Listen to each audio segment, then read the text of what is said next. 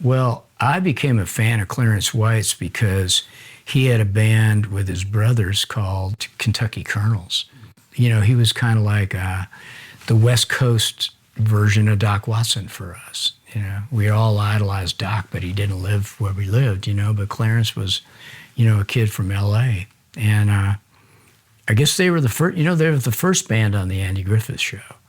They show up on a few episodes before the Dillards became really kind of more part of the Andy Griffith family. But yeah, there was a TV show on Saturdays, local show from a car lot, Cal Worthington Dodge, and it was called Cal's Corral. And Cal would do like, they would push the cars out of the showroom and set up a few microphones and have all these country singers come in. So they had a little bluegrass. They had the first time I ever heard Buck Owens and the Buckaroos play live on television was on Cal's Corral. Again, local TV in LA. And I got to see him a few times. I might have seen him at the Ash Grove or one of the other folk clubs playing acoustic. And he has such a great touch. And then later on, he joined the Byrds, and we got to play. We did some stuff with them. We actually did a concert movie called Banjo Man. It was a tribute to Earl Scruggs. So it was the Earl Scruggs Review, Joan Baez, Ramblin' Jack Elliott, and that lineup of the Byrds, which I think it was Clarence on guitar and that B-Bender guitar, you know, that Marty's been playing forever. Clarence, and he played acoustic as well. He played some really cool stuff on acoustic. And Roger played a little bit of acoustic 12, mostly the Rickenbacker, and our old buddy Skip Batten on electric bass, and I think it was Gene Parsons on drums. Good band. That Live at Royal Albert Hall record, do you know that one? Yeah. Man, that's really good. Yeah. Good era. They're just burning it up. Tragic, man. You know, I How did you hear about that? Well, you know, there was no internet, so I think within a few days of that, you know, got the word that Clarence had died, and, you know, I know that he and Graham Parsons were tight, and Graham passed away not long after that. You know, it was just, you know, the circumstances were awful. He was loading his gear into a car, and a drunk driver hit him.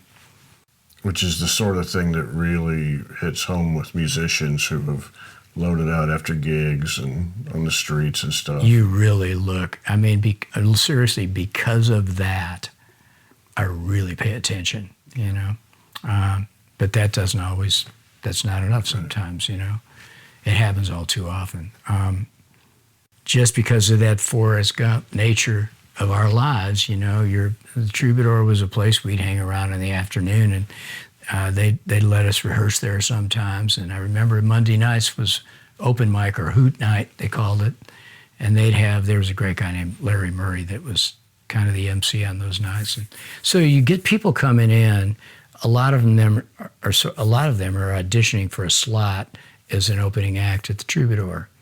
Kind of like, you know, they line up at the Bluebird Cafe, and they do this a lot as well.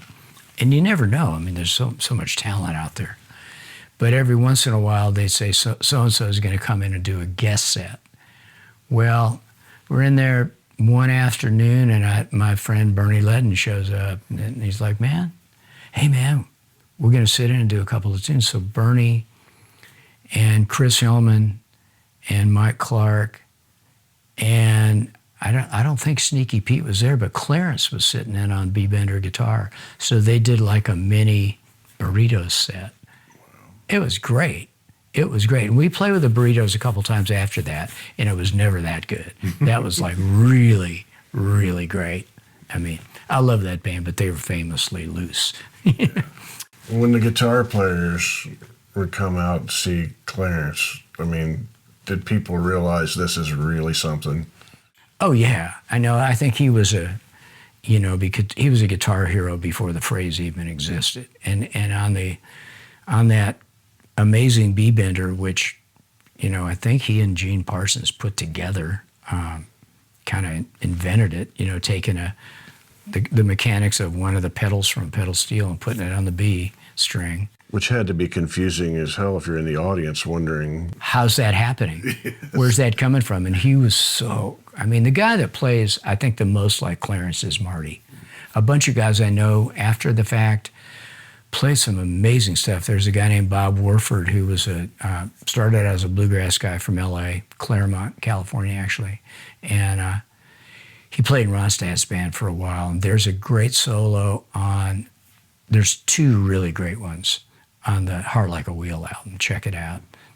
Bob Warford playing Willin', her version of Willin', and Dark Ends of the Street, which is a ridiculous, very Clarence White-like solo on that record.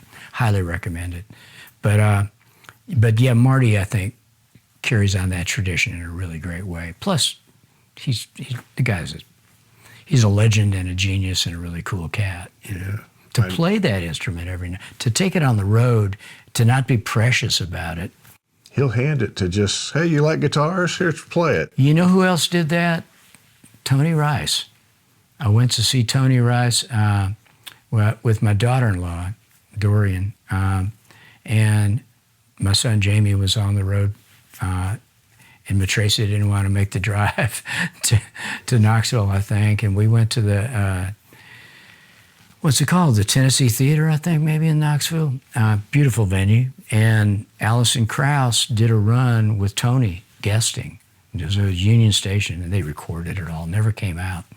But so went backstage. Tony had played on, I guess it's the third volume of Will the Circle Be Unbroken. He came in and played on a tune. And, you know, we were all fans of his. Was he playing Clarence's acoustic? That's the only acoustic he played, and they call it by the serial number. I can't remember the number of. I think it was 799 or something. Some people out there are that far down the rabbit hole where they're shouting the number right now. Oh yeah, no, they're going, dummy, look it up. But I walked in his dressing room, and he gave me a hug, turned around and went, handed me. He said, "Go ahead," you know, and I immediately like. I'll play a G chord. Hey, Tony, have you heard this one? You know, it was bonded to him. I've heard, I mean, it was a herringbone D28, you know, that it had extensive repairs. It had a Gretsch fingerboard on it. And it, you know, it had that great weird pickguard, that really light colored tortoise pickguard on it. And no, it didn't ring as much like a bell as some other old Martins I've played, but he picks it up and it's like, whoa, you know. I've been told by a couple people that the guitar that he played on Manzanita was one of those round-back ovations, is what he's playing on a lot of that, if not all of that. I don't remember which is the claim, but it sure sounds good on that record. There's a famous Chet Atkins story, and stop me if you've heard this before. Go ahead. Well, you know, Chet's in there playing some beautiful piece, you know, and the guy gets on the talkback and he says, God, Chet, that guitar sounds so great. And he takes it, puts it in the guitar stand and says, how's it sound now? That's pretty perfect, you know. There's an old line about it's the archer, not the bow, you know. I famously have heard this so many times, and one of the guys Tony's a great example, but also Mark Knopfler, you know. I've heard Mark, grateful for the fact that I've been in the room and heard him play several different guitars, but they all sound like Mark Knopfler, you know. And we could all walk up, well, that rig is still warm, put our hands on it, and it's not going to sound anything like that because his touch is just phenomenal.